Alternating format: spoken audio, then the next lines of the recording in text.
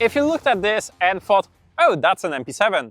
Yep, that's an MP7, and that's what we're doing today. I'm Bart, and this is kind of Flannel. We're reviewing the Umarex VFC MP7 gas blowback SMG, kindly provided us by the guys over in France and South Entrepot.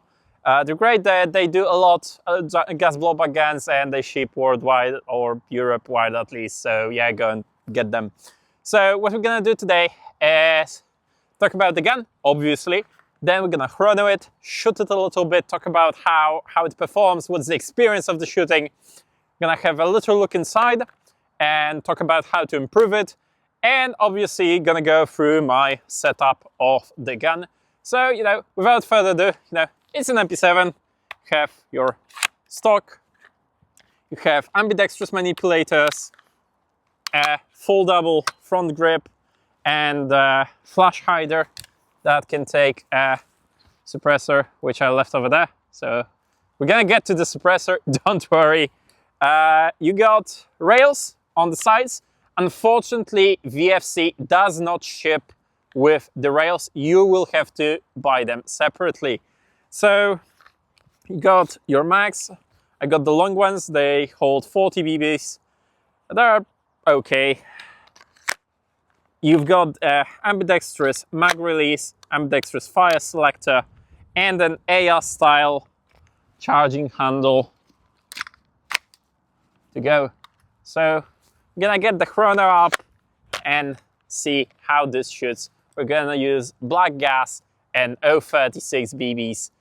It's lovely weather. It's about 12 Celsius, so we should be getting great performance out of this guy. So let's go shoot it. So we've got our chrono set up, and as I said, we're using 036 BBs and black gas. So yeah, let's go. We're gonna get a couple shots off. It's perfectly on the spot, 1 joule. 0.99, 1.33, okay, 1.13, 1.07, 1.13, 1.11, 1.14, 1.1, 1.16, 0.96, 1.07. So we're getting quite consistent around 1 joule. So again, CQB ready, at least in Poland. We've got the 1.1, around 1.1 limit for CQB. So yeah, it's nice and consistent. And just for the gist of it, because it's a fun SMG. The full auto is lots of fun. So we're gonna have a little full auto burst and see how many rounds per second we're actually getting. So let's flip the switch, and 16 rounds per second, so about 900 rounds per minute. So we're close to the real RPM of the MP7 with this. So now we got that out of the way, let's set up some targets and let's get shooting. We have some technical difficulties due to the wind and target not wanting to target. But we're gonna try our best. So, this is not exactly the most exact scientific way to test your accuracy. Yeah, we've got the target on about 15-20 meters. We're gonna get some rounds on. And then my dear friend Max is gonna do a different kind of thing. And we're gonna try to get the maximum range of this gun. So yeah, let's get the mag in. Drop the bolt. Semi. And yeah.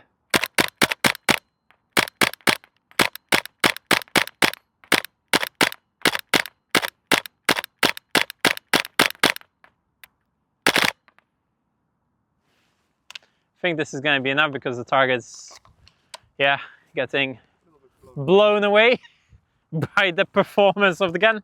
So I'm going to go and grab it. We're going to see how the hits look. And yeah, be right back. All right, so I grabbed the target. Again, this is more a vibe check than exact scientific way to measure accuracy. It's not a great day for this, not with the wind that we have.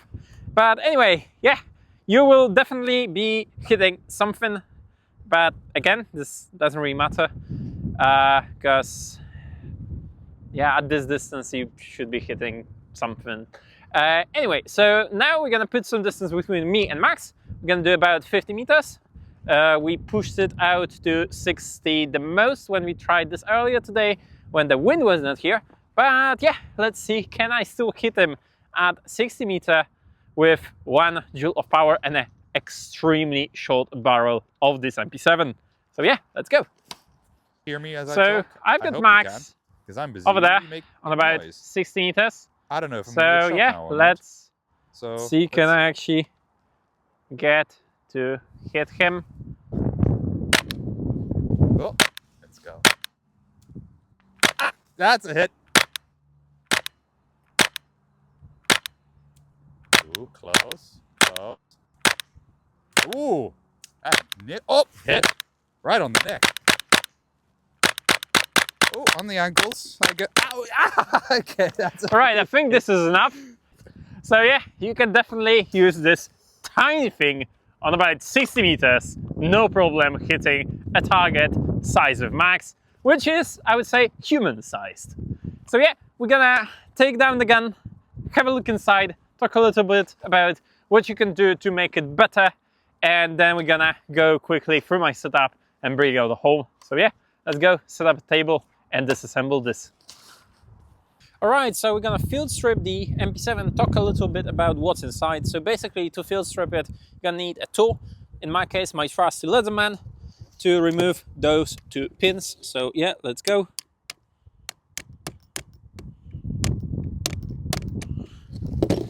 So you take them out and try not to lose them, obviously. Yeah, put them in whatever. I'm gonna put them in my pocket. So yeah, that's the MP7 basically field stripped. So in terms of improvements, a lot of people complain about the backplate, this guy here, because in the gun that it comes, it's made out of plastic and it's prone to breaking after some time and use, especially with heavier balls, heavier gas and full auto. So you can just replace it out of the box or keep it and wait until it breaks, but you're gonna be probably replacing it with Clutch Precision CNC aluminum backplate that we also have. There's gonna be a separate video on how to actually install it. So that's in terms of a stock. And in terms of bolt carrier, as you see, it's a shorter version. It's actually from Clutch Precision. It's made from steel. It's very nice. In terms of changes in performance with the short bolt, it's 2 grams lighter than the stock bolt, so not much of a difference, but it's made of steel, so it's going to be more durable. And the thing that you're going to notice that annoys the hell out of me is that the nozzle has some of that. Unfortunately, this is by design. There is nothing really you can do with this. I'm using a full length nozzle spring, but still there is some space for it to just wobble.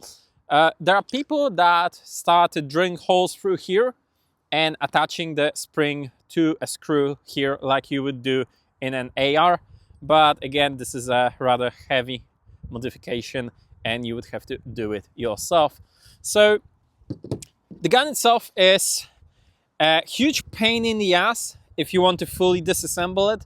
So I would not recommend to do it if you don't have to, because the hop-up is really nice and works, and you know, as you've seen, it works with heavier BBs. I've been shooting 036s all day, so shouldn't be an issue.